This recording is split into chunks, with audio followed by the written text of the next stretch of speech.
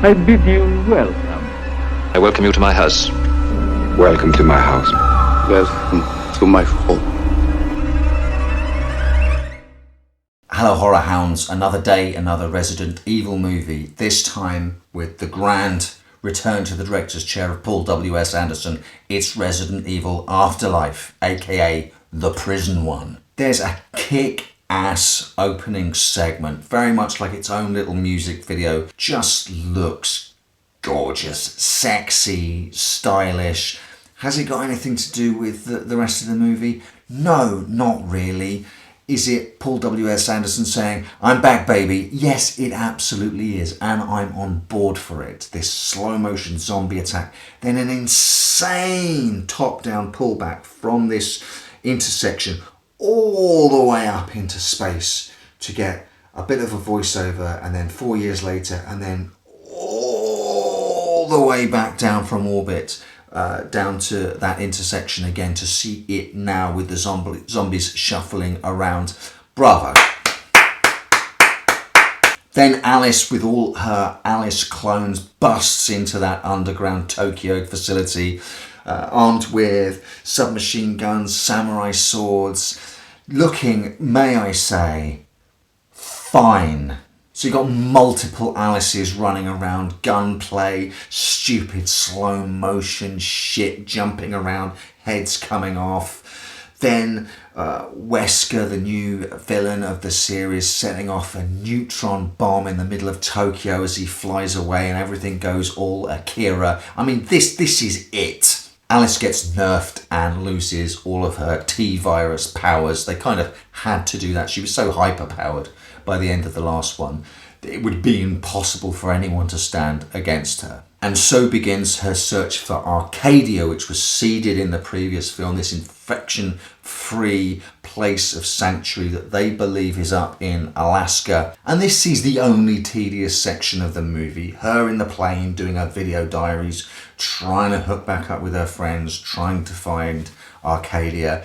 It's slow, it's boring. Luckily, it doesn't last very long because she comes back down the west coast after hooking up with Claire Redfield and finds LA on fire. As she's flying over, she sees survivors on the roof of a prison surrounded by thousands and thousands and thousands of zombies. She makes an emergency landing on the roof and we get to the really cool prison shit. For a start, Kim Coates is there. He's a slimy, self-interested SOB. He's great. I love seeing Kim Coates in anything, even the Amityville Curse. The prison setting is great. It looks great. It's a nice new look and feel for this ongoing franchise. The siege mentality with finally we get thousands of zombies outside. This is the zombie apocalypse that we've been promised. Then we get burrowing zombies who have gone a little bit further in their T-virus infection and have these, let's be honest, Blade 2 looking tentacles that come out of their mouths, but they can burrow through concrete and stuff and they can come up inside the prison, cause all kinds of mayhem, whilst outside this insane looking giant with a huge hammer axe starts pounding on the gate to get in with a hood that's been nailed to his head. This is the kind of insanity that I love the Resident Evil franchise for. It's time for Who's That Brit? First up is Casey Clark, who plays one of the survivors in the prison, the actress who came to LA seeking fame and fortune but found the end of the world. We'll know her here in Britain from the In-Betweeners TV series, and she's been in Lake Placid 3. Also, Wentworth Miller. I'm claiming him. He was born in England.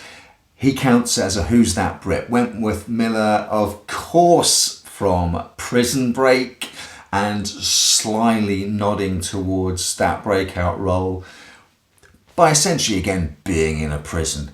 I dig Wentworth Miller. Of course the zombies get in and the action is insane.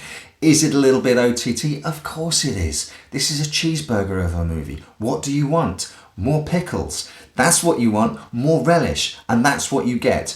This is the first of the franchise to be shot in 3D. I watched it in 3D.